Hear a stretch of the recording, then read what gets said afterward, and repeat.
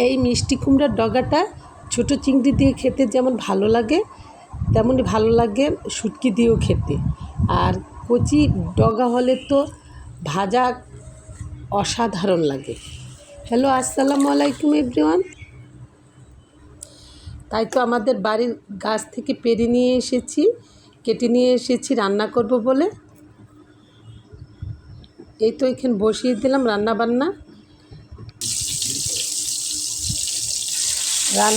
খাওয়া দাওয়ার ভিন্নতা বা আলাদা বৈচিত্র্য আনাও আমাদের মা বা গৃহিণীদের কাজ। সবসময় পরিবারের সদস্যরা একই রকম রান্না খেতেও চান না, পছন্দ করেন না। এই তো এখানে আমি বেগুন ভেজে নিচ্ছি।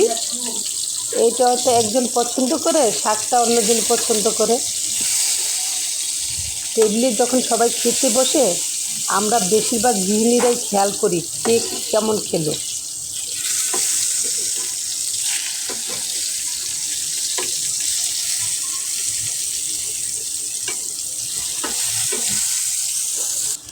আমি যখন রান্না করি তখন আমি প্রতি বাচ্চাদের কথা চিন্তা করেই বেশি রান্না করি। নিজের কথা হয়তো চিন্তা করার সময়ই থাকে না। আর অন্যদিকে যিনি বাজার করেন উনি হয়তো পরিবারের সদস্যদের কথা মাথায় রেখেই বাজার করেন। আসলে এটাই আমাদের পরিবার। এদিকে আমি কথা বলতে বলতে রান্নাটা সেরে নিচ্ছি। কুচু চিংড়ি দিয়ে মিষ্টি কুমড়ার ডগাটা বসিয়ে দিয়েছি। সব কিছু ধুয়ে বেছে নিয়েছি।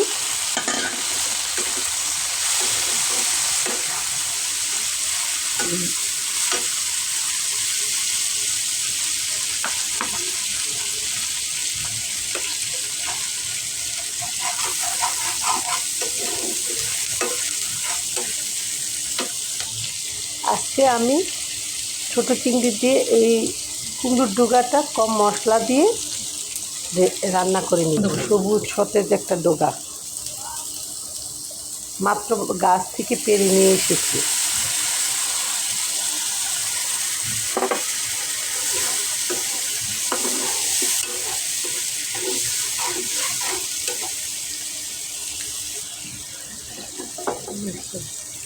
মিষ্টি কুমড়ার ডগাটা আগে আমি একটু সিদ্ধ করে নেব।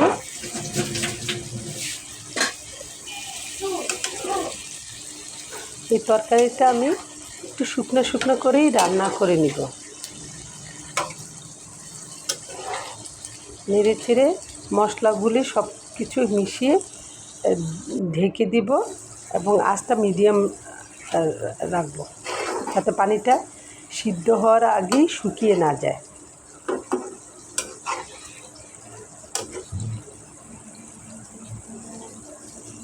অর্ধেক সিদ্ধ হয়ে গেলে আমি তার শাকটা দিয়ে দিব।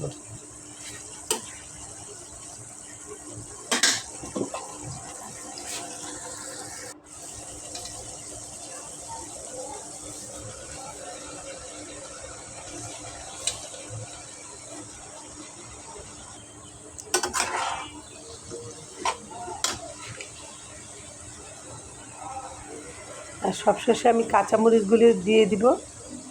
শাকটা হয়ে এসেছে।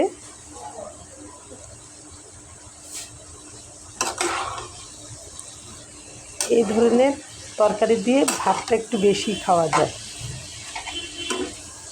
খেতে ভালো লাগে। মাছ মাংস আমরা হয়তো খাই ঠিকই, মাঝে মাঝে এইসব খাবার দিয়ে ভাত খেলে খাবারের একটা ভিন্নতা আসে।